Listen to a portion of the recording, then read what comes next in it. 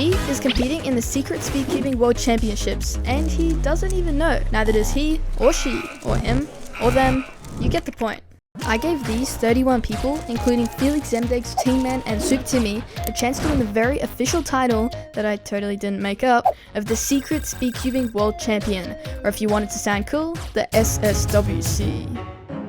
The 31 solvers in this competition have over 188 combined world records, and at the end of the video, you'll get a chance to win the cube that all of them solved, and this seemingly insignificant but I promise it's significant paper that I'll explain very soon. Speedcubing World Championships are great, especially for the World Champion, but let's be honest, maybe only a couple of people really have a chance at becoming the official World Champion, so I came up with a way to give people with literally any skill level an equal chance at becoming the SSWC. Oh yeah, I'm starting to like the sound of that. And best of all, they won't even know that they are competing in it. You don't know, do you, buddy? He doesn't know. Oblivious. Now the first person to get a shot at the title was a European named Twan Dulamon. You can see in his hands a special cube with a specific scramble that I'll explain a bit more about just after his solve. And off he went, solving the cube with a time of 5.80 seconds from when the first turn started to when the cube was, well, solved. Cool, sweet, a 5-second solve. Now how is anyone gonna beat that?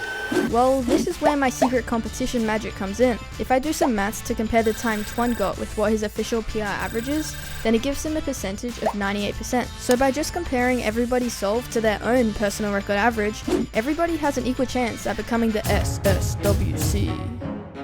The next competitor, Tommy Cherry, has an official PR average of 6.48. Meaning after some complex mathematical equations, the 7.56 he got in the secret competition gives him a score of 117%. This leaves Twan Dulamon in the lead for now, but there are still 29 more people with a chance to get a lower percentage of their personal record average to beat Twan and take home the title of the SSWC. In order to find competitors, I literally just walked up to cubers, asked them, "Hey Ben, do you think you can come and film for a video with me? It'll take like 30 seconds. Sure, yeah." Then they solved the cube and signed this piece of paper, all without knowing that they may have just become the SSWC. Yep, that's right, no epic bold text, red flash font, special music thing. SSWC. And then Tem Kwan and Lennon Hughes both got scores a bit over 100%, which is fair enough to be honest, as this isn't their main cube. It may be a bit confusing to you why the first few competitors were in a Korean shopping center looking thing with a hopper place in the background, and that's because the Real World Championships hadn't even started yet. The day before the Real World Championships, a bunch of speedcubers all met together in a shopping mall across the road to have fun and cube together. Every cuber on the planet just rocked up at this one little food court. And that was day one of the Secret Speedcubing World Championships.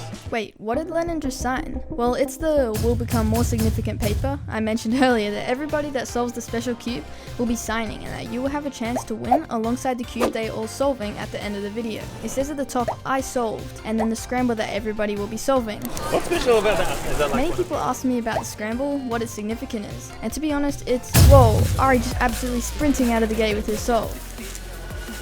And Ari's quick start ended up getting him a 99%, tying Ben Barron, but leaving him just behind Twan's 98%. Is this for me to for you to steal my signature so you can pretend that I'm me and sign credit cards and stuff? Yes, Ari, absolutely. Oh yeah, as I was saying before Ari's solve, many people asked me if the scramble had any significance, which I just had to sort of awkwardly deny because it really is just a normal scramble. It's a secret.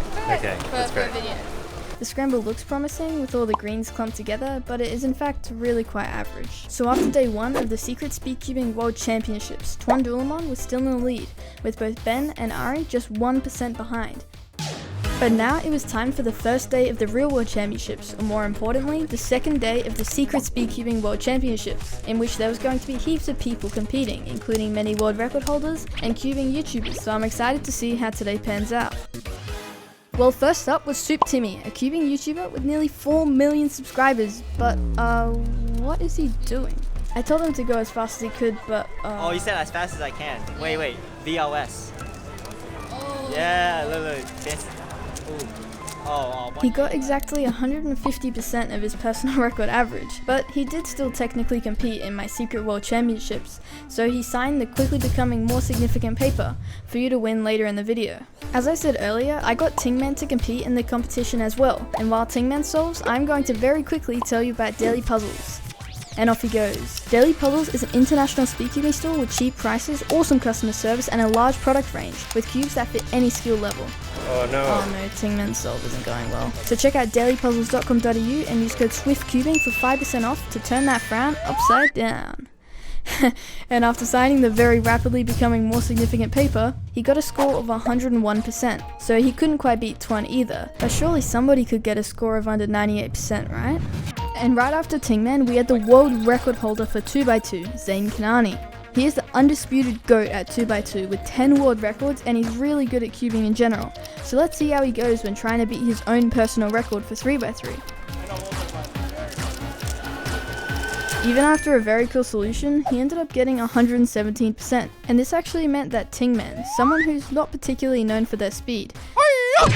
Oi, what'd you say about me? Sorry, I was just saying that it's cool that you got ahead of the world record holder, which I think is the beauty of the Secret Speedcubing World Championships. I think it's pretty sick that even though some of these people like Tingman aren't usually expected to win at competitions, let alone the World Championships, they can still have a chance at becoming the SSWC. The idea of just competing against yourself to try and get better than your own personal records is a large part of what makes cubing so great, and that is the whole aim of this competition.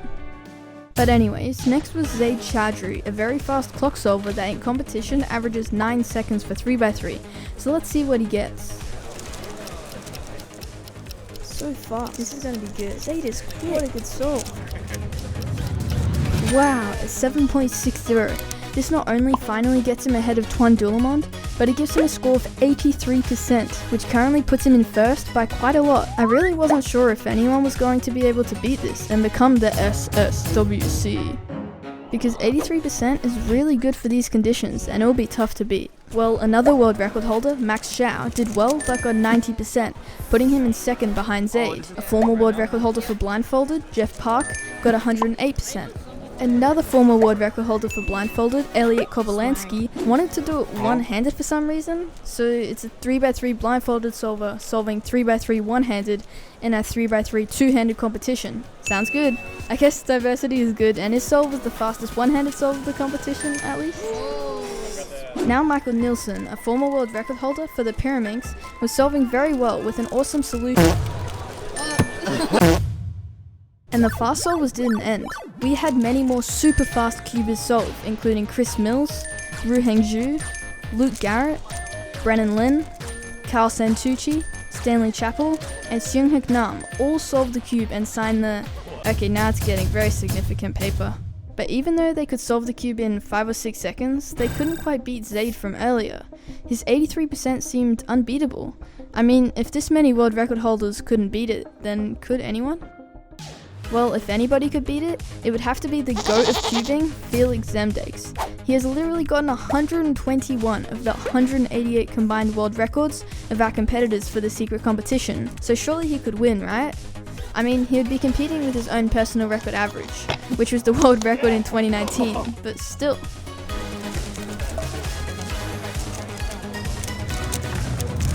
Whoa, what a solve! He got the first and only sub-5 of the competition with a 4.98, giving a percentage of, drumroll please, just a little longer, 90%. He got literally the fastest solve of the competition, but it still wasn't fast enough. I guess that's the beauty of the Secret Speedcubing World Championships. So after the first 23 people, and with only 8 people to go, Zaid was still in the lead with a very impressive 83%. But Zaid hadn't quite won yet. He still had to get through 4 former world record holders, 2 former European record holders, Liam Chen, and me. I need to take my finger off. The next 3 competitors, Hassan Kanani, Samir Agarwal and Daniel Karnok, all held world records for the Square 1 puzzle, and they are all very good at 3x3 too.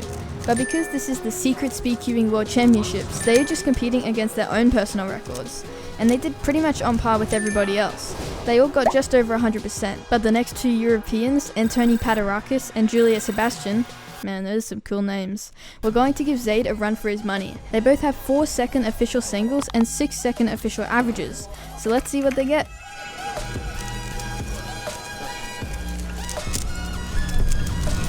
Ooh, and a 6.78, which is very fast, but because his official average is an even faster 6.10, he got 111%. Now Juliet's turn. Ooh, and a 7.54, giving her a 120%. There was only 3 people left to try and beat Zaid's 83%, or else Zaid would be the SSWC. 6.71 personal record average, fast, cool, swag blindfolded solver, 6'2", humble. Coming in the red corner, Charlie Eggins. The script says that, not me. I'm just reading the script. Well, I still get to compete in my own competition, so let's see what I get.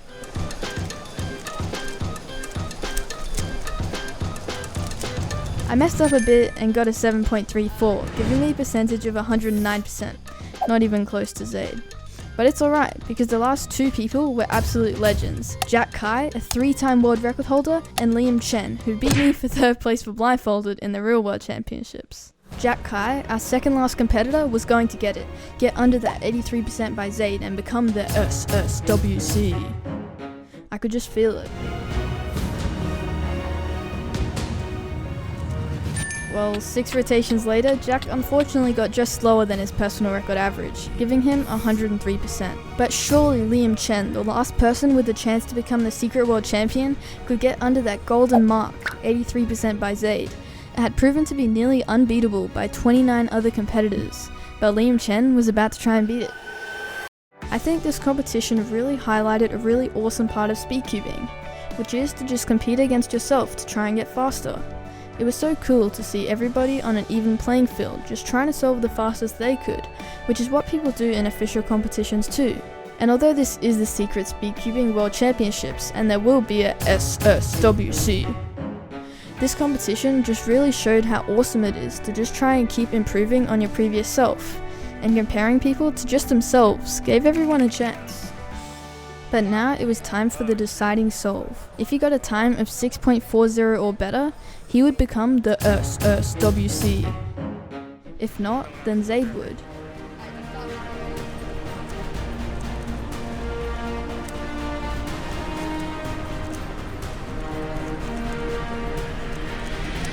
And Zaid was the winner of the Secret Speedcubing World Championships. Congratulations to him for this incredible achievement. You, the viewer, can give yourself a chance to win this cube and this piece of paper that have been solved and signed by everybody in this video by going to shop.swiftcubing.com and putting your email in the pop-up box. Okay, see ya. Hope you enjoyed the video.